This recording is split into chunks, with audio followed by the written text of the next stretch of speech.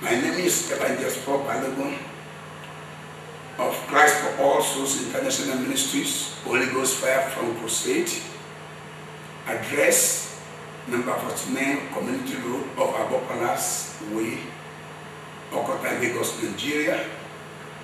I have the leading of the Spirit of God to pass across to you this wonderful message titled, The Day of the Lord is Coming.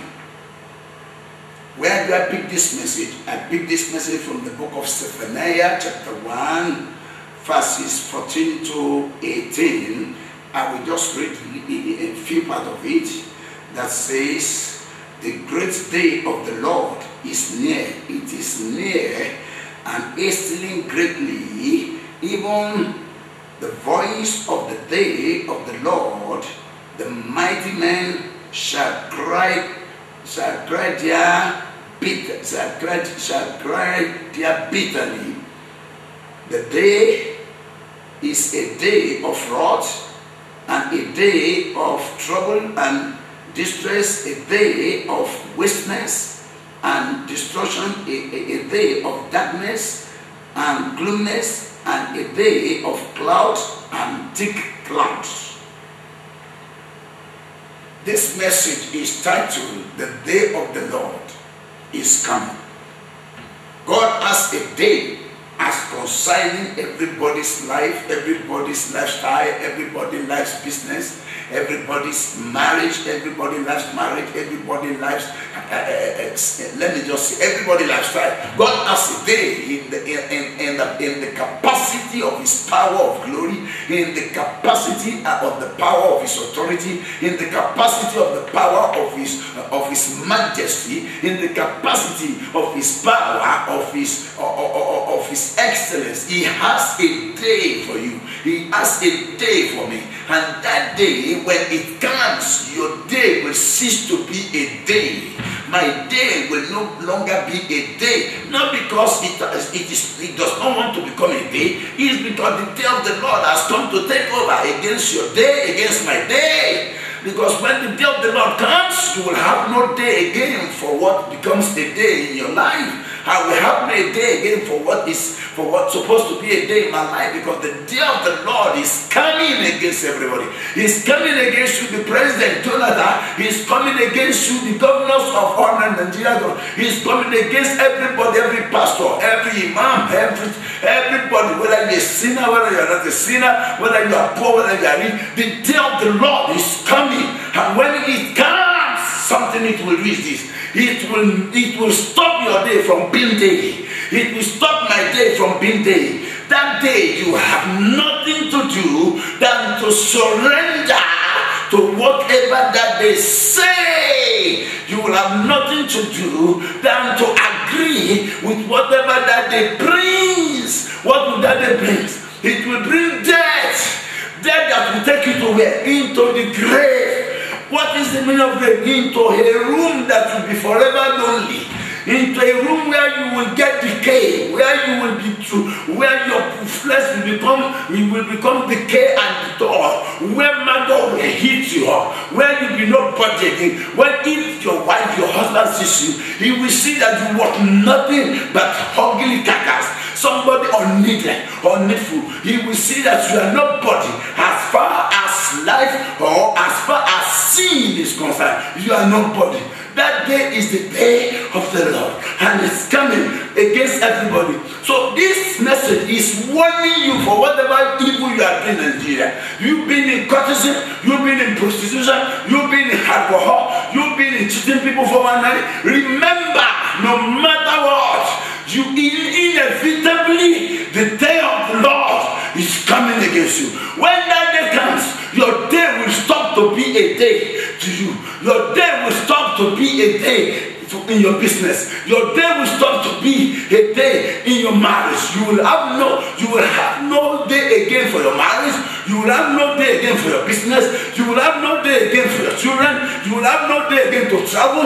You will have no day again to eat. You will have no day again to drink. You will have no day again to govern Nigeria, to preside over Nigeria. Because the day of the Lord, it came against Abacha when he was in the office of presidency. That day when he came against him. His day ceased to be the president of Nigeria. His day ceased.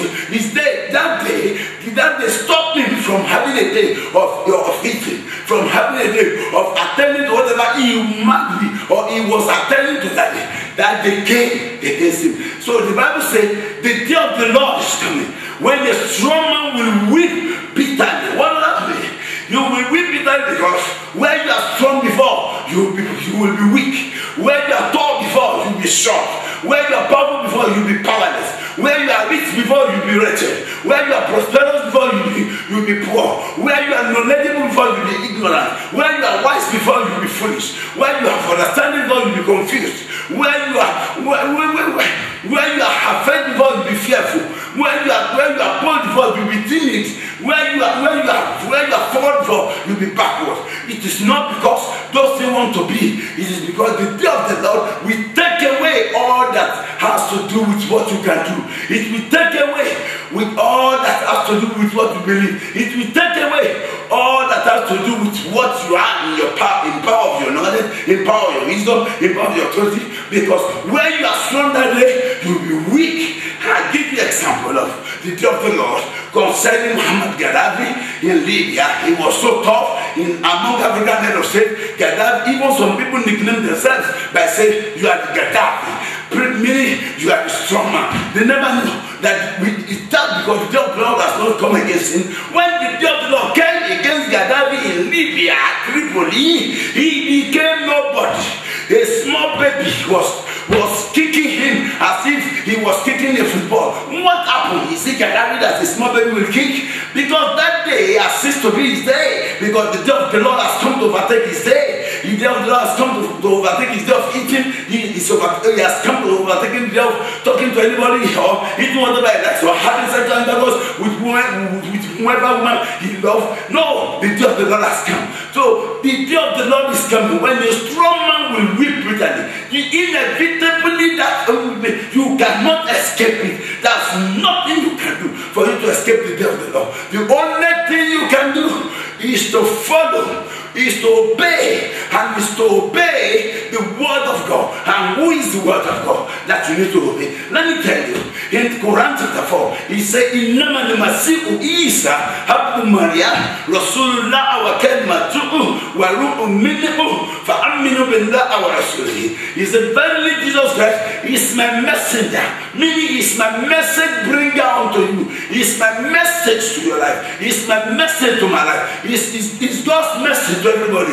And it's the word of God to everybody. If you obey him, you obey the word of God. What is God? The Bible says in the book of God, chapter 1, verse 1 to 12. In the beginning of the word was with God, the word was God. Without the same was with God in the beginning. Without him was nothing made that was made. In him was life, and the life was the light of men, and the light shined, and darkness cannot comprehend it. Meaning the word of God is Jesus Christ. And it's my spirit that proceeds out of me. God called Jesus Christ his own spirit. That is in that word, the spirit of God. So if you have Jesus Christ and you have the spirit of God, the word of God, whom Quran described by Jesus Christ, there is no way the day of the Lord will come against you. If it comes, it will come to bless you. As he did come to bless Abraham. He has been enduring for quite a long time. No child, nothing.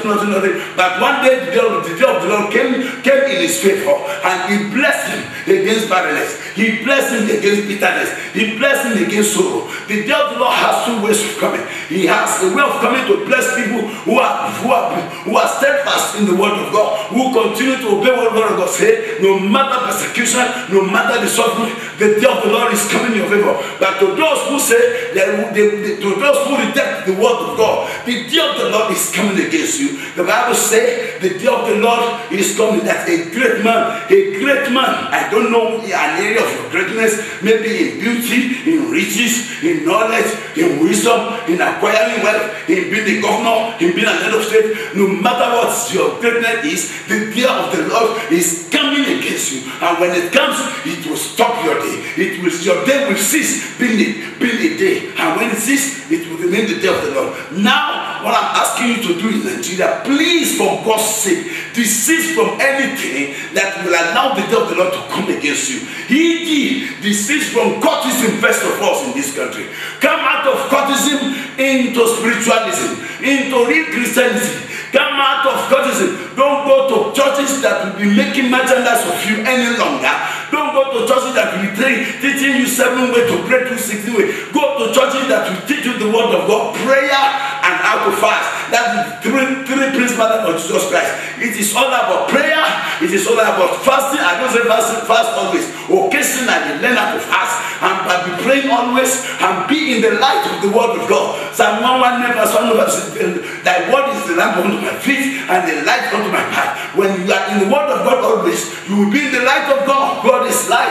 God, 1 Thessalonians chapter 1 verse 5. He said, this is the message that we have heard from him, that God is light and in him there is no darkness at all. It means God is the word and in him that. So if you be in the word of God, there is no darkness in your life at all. And if you pray, no evil of this world will overcome you. If you fast, you become a spirit to withstand any attack that comes from every four angle of life. That is the most important thing that God wants you to be. That the lifestyle of Jesus Christ. So when you live in this lifestyle, no day of the Lord will come against you. But if you don't, the day of the Lord will come against you. As I'm talking right now, I see somebody who has a complete bone broken in the waist. God has healed you of that broken in the waist. As I'm talking right now, there's somebody here that you have gotten a letter that in the court case you will not be out of it. God has settled it. I saw the blood flowing and nullified it right now. There's somebody else you are looking at me. There's somebody you are looking for that you want to